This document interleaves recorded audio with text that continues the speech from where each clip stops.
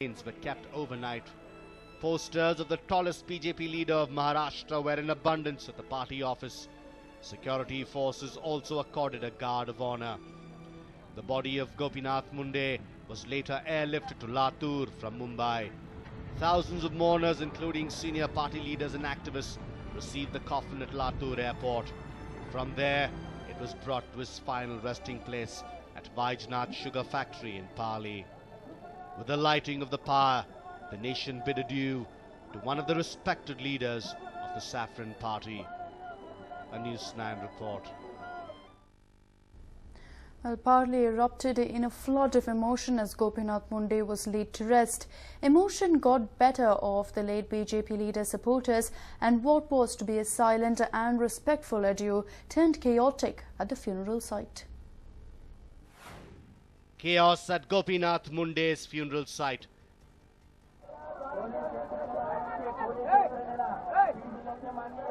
Late Union Rural Development Minister Gopinath Munde was laid to rest today in his native village, Pali. Thousands of people swarmed the burial ground to pay their last respects, leading to chaos. Despite all security measures, a volatile situation was witnessed at the funeral venue.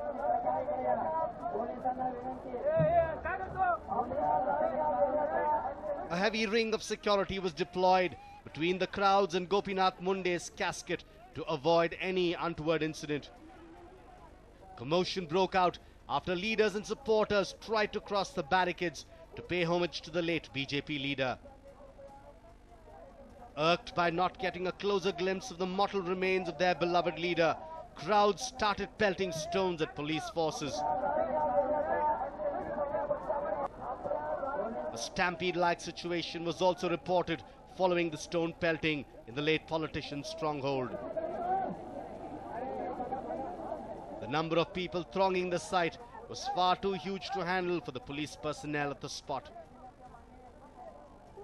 An emotional Pankaja Munde, daughter of the late Union Minister and MLA from Pali, was seen trying to calm the crowds.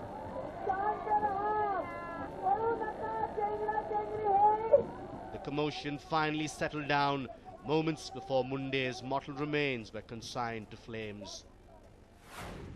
Crowd runs amok after funeral.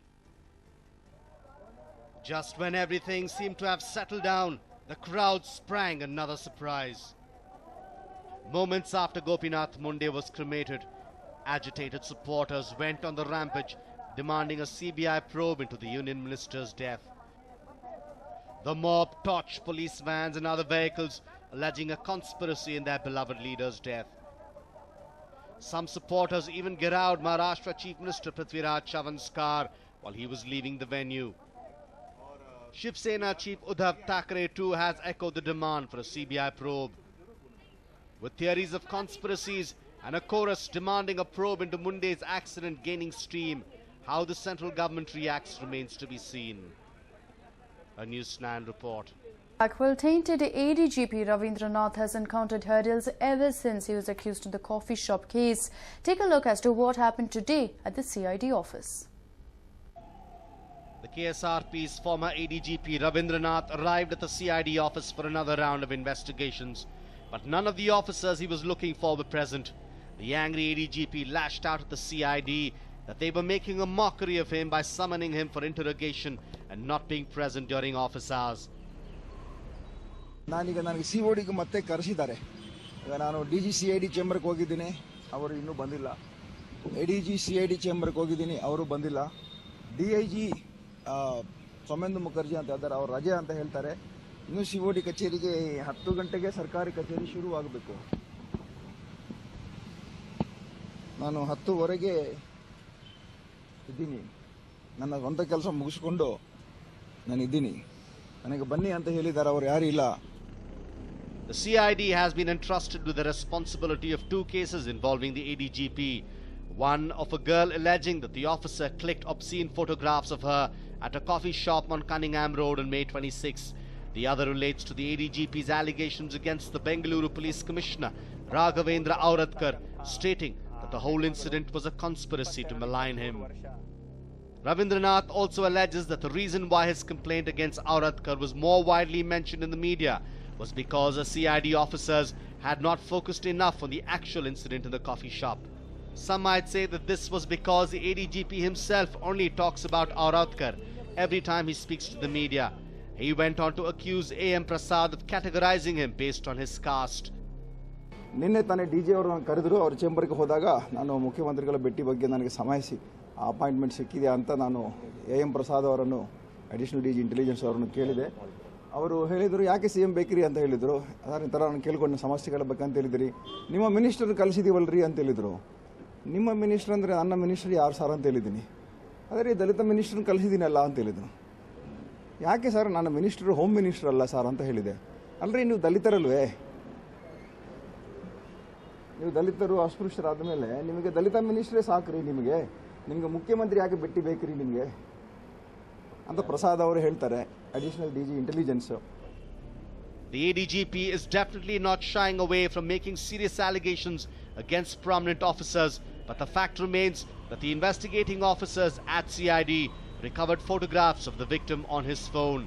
How credible are the tainted ADGP's allegations is a question currently doing the rounds.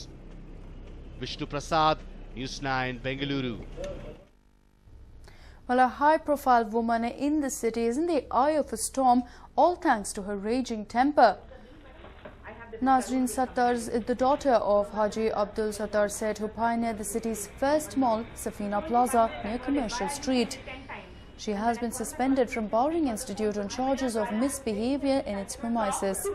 The allegation of high-handedness by Nasreen has been levelled by the manager and staff of the departmental store in the club premises. And meanwhile, Nasreen has defended her action, saying she was provoked and has made a counter-complaint to the Cubbon Park police. When we approached her, she refused to go ahead and appear before the cameras, but wrote us a letter which explained that she was in fact being victimized by some members of Bowring Club. She claimed that she wanted she had a proposal from a man called Tarun Kripalani, who is also a member, and because she rejected the same, she is facing the heat from the members.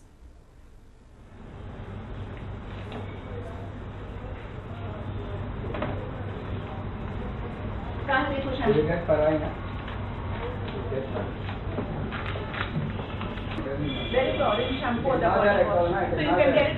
Stop being simply to a woman. Don't stop. You come to the office. You are the come. First you pay the balance. For what? First you pay the balance. First you come. I will not come. If you want to give complaint, I will not give anything. And moving on, the government has upped its game against the protesters in Mandur. The site of loud protests over the past 4 days wore a deserted look today after the police imposed a curfew for the next 3 days. The protesters in Mandur had locked the gate of one of the landfills. But with the situation now getting tense, police have imposed Section 144 in the village. In order to be able to continue dumping truckloads of garbage from the city in Mandur, the government has placed the village under a 24/7 curfew. It came into effect at 6 a.m. this morning and will continue for the next 3 days. Well, this is the Mandur main road, and protests have broken out against the dumping of the city's garbage in Mandur. Now the police and the administration has responded with force. They have clamped down Section 144, which means prohibitory orders. People more than 4 or 5 cannot gather, make speeches, and such other prohibitions are enforced. And the police, you can see the number of police vehicles that have swamped the city of Mandur. There you see 2 police vehicles, 2 large vans, and a police jeep. Now, if you look all round, any number of policemen at Mandur. Now, as we pan the cameras, we will show you. Here we see 2 large police trucks, police vans. There again, you see a large number of police jeeps and other vehicles. So essentially, if you look at Mandur, it's like a village under siege, because the police ensuring that garbage dumping goes on at the point of a gun. Because Mandur, the residents have been protesting against the dumping of garbage for well over 6 years now. The protest really started in 2008, although dumping has started here from as early as 2006. When the police intervened, they shifted the protesters to Narayana Mud Junction and led to the landfill sites. About 40 protesters have been arrested for having violated the curfew. Angered by the arrest, around 300 villagers, mostly women, staged a dharna at the landfill. But despite the loud protest, the cops were able to disperse new groups of protesters from the site around the landfill. The police challenging them, saying 144 is in force and nobody can protest. So this is the impasse. So how will they protest, and what will the police do? This is the big issue, because the protesters clearly have come to protest, and the police telling them that no protests are allowed because Section 144 is in force. Mandur remains tense, and this will really be a tough test for the administration. With camera person Balaji, this is Bansi for News9. And while moving on, she was sitting in the house spending time with her hubby and kids, and suddenly militants entered her house to do the unthinkable. Here's a report. All that she did was to resist an attempt of gang rape. But what she received was death, literally death. This 35-year-old woman was at home with her husband and 5 children when 4 to 5 armed militants of the Garo National Liberation Army, or the GNLA, entered their house in the evening. As soon as the militants entered the house, they locked up her husband and 5 children and pulled out the woman. She was first assaulted and molested. When she resisted, they shot her with automatic assault rifles from point-blank range, blowing her head in almost 2 pieces. This is truly sad. Just days ago, the nation was in shock as 2 minor girls had been raped and hanged at Badaयूं, Uttar Pradesh. A News9 report.